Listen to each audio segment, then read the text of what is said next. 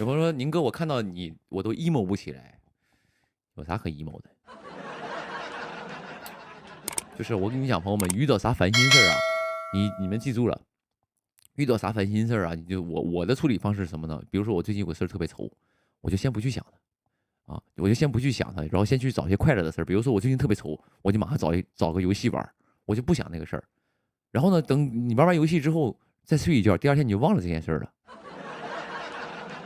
你永远都想不起来了，所以你就不会 emo 了。嗯。你得，我觉得成年人都得自己调节嘛，对吧？都得自己调节。像我最开始我刚出道的时候，不也是好多，包括现在也有压力，也有人骂我，也黑我，也嘲讽我，对吧？他们也有压力，我也知道。他可能嘲讽我两句，他就压力消散了，我来压力了呀。但是能怎么办呢？就是你得自己消化。但我刚出道那个时候，我根本也不懂啊，我就是一个普普通通的阳光大男孩。那个时候哪有现在脸皮厚？那个时候就是一个纯纯的阳光大男孩，然后又没见过世面，被人一黑，直接就是天天就是那个天天每天睡觉前都得先哭一包，睡觉前躺在被窝里先哭啊，哭完把那个床单哭湿之后再睡觉。啊，那个时候真的是天天以泪洗面。嗯，那个时候还没有 emo 那个词儿呢，对吧？那个时候你说我怎么形容？我说我难受。啊，emo 一听就好像还是挺神秘的一个词语。那个时候还没有 emo 这个词儿呢，那个时候只有难受。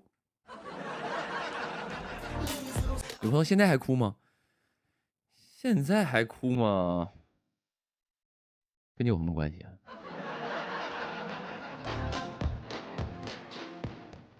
敬你一杯，都在酒里了啊！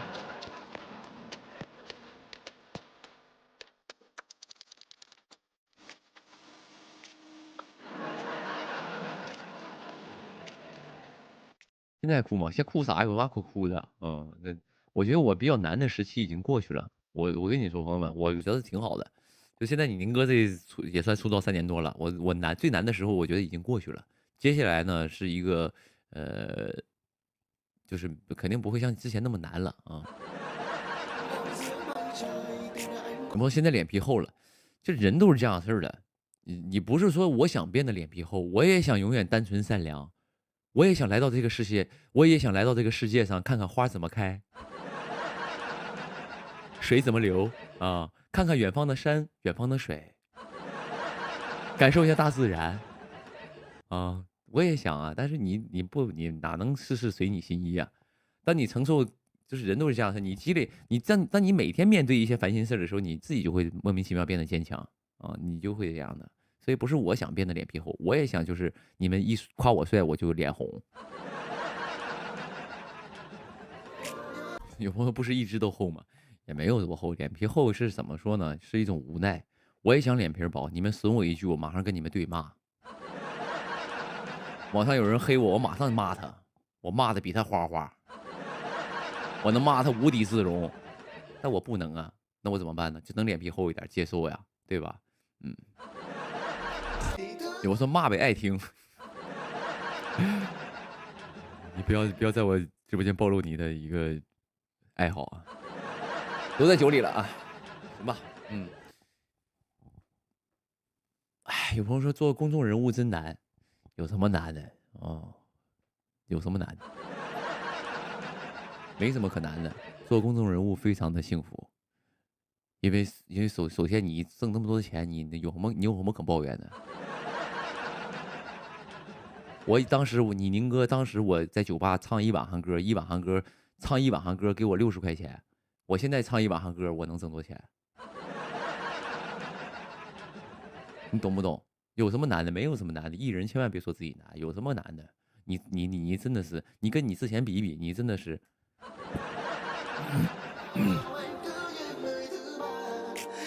我说，那宁哥，你的意思你赚很多钱喽？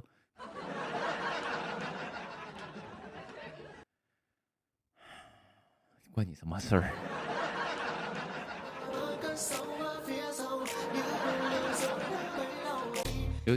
对，因为你宁哥，我属于什么呢？我属于就是我是吃过苦的人，有些人可能就是他从小出生的环境非常好，然后呢，他也没过过苦日子，然后呢，也就是说句实话，可能也一帆风顺，可能就他上学，然后就是学艺术的，学完艺术，然后顺理成章就进入这个圈子了，或者他的家庭给他带来的一些东西，或者有公司签他就捧他，他就出来就从事艺人这个行业了。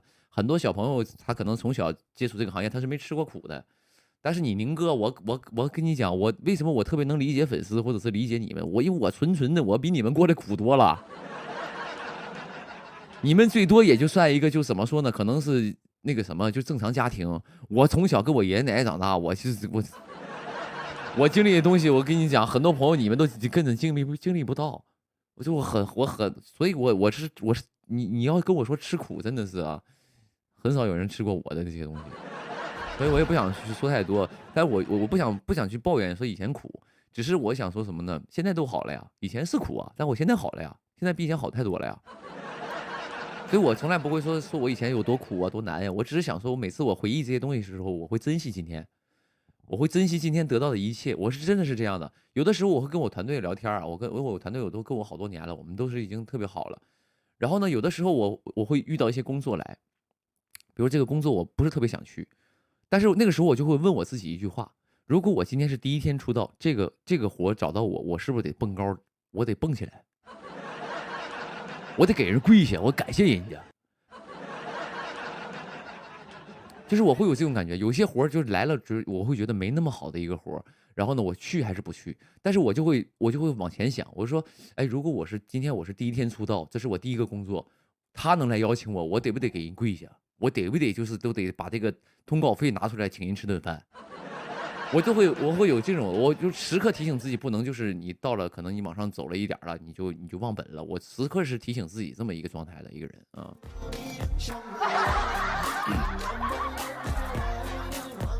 就是不能，就是我的那个朋友圈就是写的不能飘嘛，当然也没有资格飘啊。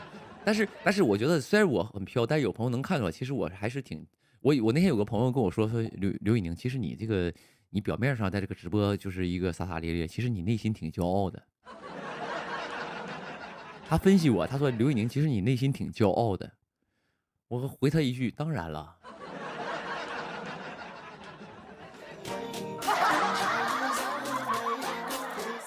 从事这个行业的人没有，就是你没有自己的骄傲，或者是自信，或者是自我骄傲的点，你不行。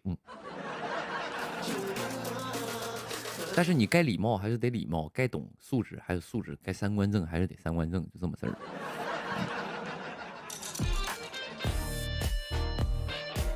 我的骄傲在于什么呢？就是我会有一种什么感觉呢？就是小人得志的那种骄傲。也不是小人得志，我为什么用的成语都这么难听呢？就是我觉得好像就是我能够，我今天还看了一篇那个什么，看了一篇文章，也不是文章，有一个人就是在那儿胡说八道嘛，说哎呀，这个平凡家庭的人就是这一辈子就没有什么出路，然后在那说就是好多负能量。但我真的我看完他说的，我特别想给他留言，我说那你看看我呢？我是很幸运的，但是你一定是有机会的，并不是每一个平凡的人都只能平凡的过一生，你一定每个人都有机会，尤其现在是互联网时代。我觉得我听那个薛之谦说过一句话，他说我也忘了，他好像上吐槽大会还是上什么，他说这个世界上现在这个世界上没有怀才不遇这件事儿。我听完之后我觉得特别有道理，因为你现在这个时代，你想想这个网络这么发达，只要你有才，你说你有才华，你一定能有自己发挥的地方，你一定有自己能够去闯出一片天地的。但前提是你真的得有才华。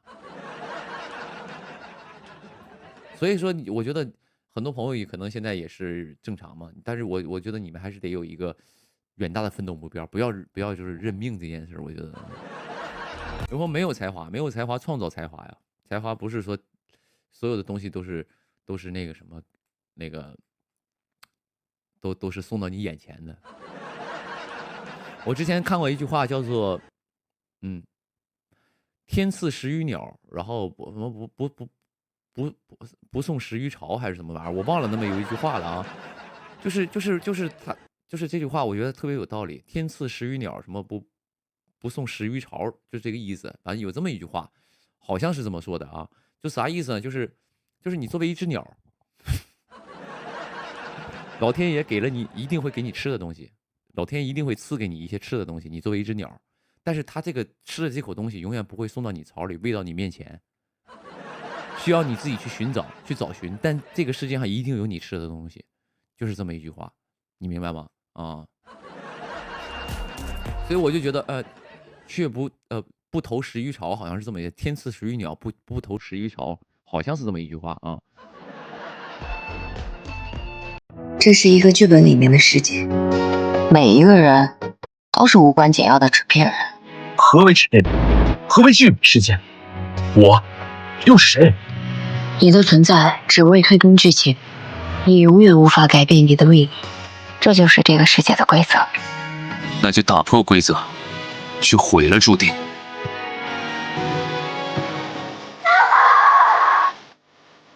我是一个活生生的人，我求善在舍，你选择视而不见，你去相信什么荒诞无稽的破剧本？我死了，那证明我不是纸片人，我真的活过。山不是生来就有风，路也不是生来就平坦的。如果这个世界背后真有什么规则和操控者，那执笔者也应该是我自己。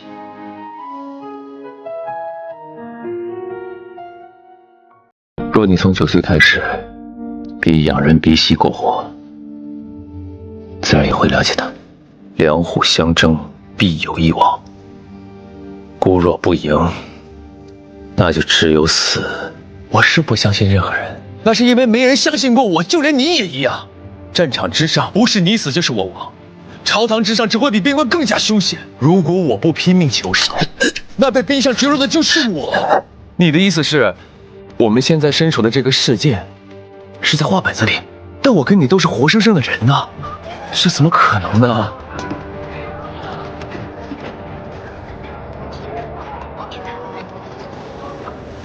山不是生来就有风，路也不是生来就平坦的。虎死出于下，去五浮沉也好，归于毁于独处，悲欢离合也罢，是谁之过于？我自己有手有脚，可踏破荆棘，也可剑指苍穹。凭什么生死结局要握在别人手上？如果这个世界背后真有什么规则和操控者，那执笔者也应该是我自己。你说过命运可以改变，我不信命，你不许信，听见了吗？没有你，也不会有今日的南河。这世间的事，并非你表面看上去的那样。果贤者，世人的话也未必都是真杀。明日迎亲途中，如果主为梦出现形似，发生不可控的事件，你就听姑的指示，用刀去刺宋一梦，成功了。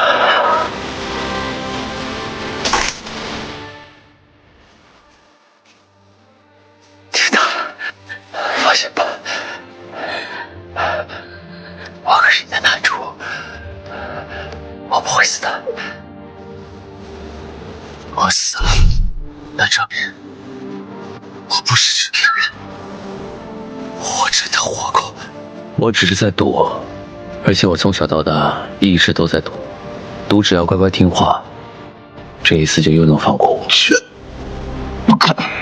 人人都想让孤成为任他们摆布的棋子，可就算穷途末路，孤也要杀出一条血路来，全力以赴，不留遗憾。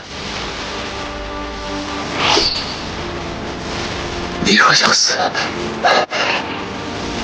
我得死在你前面。出发！那就打破规则，去毁了注定。今夜没有配角，没有纸片人，每个人都是这里的主角。楚贵侯，你意图谋反，罪无可赦。今日我不杀你，一切交由圣上定夺。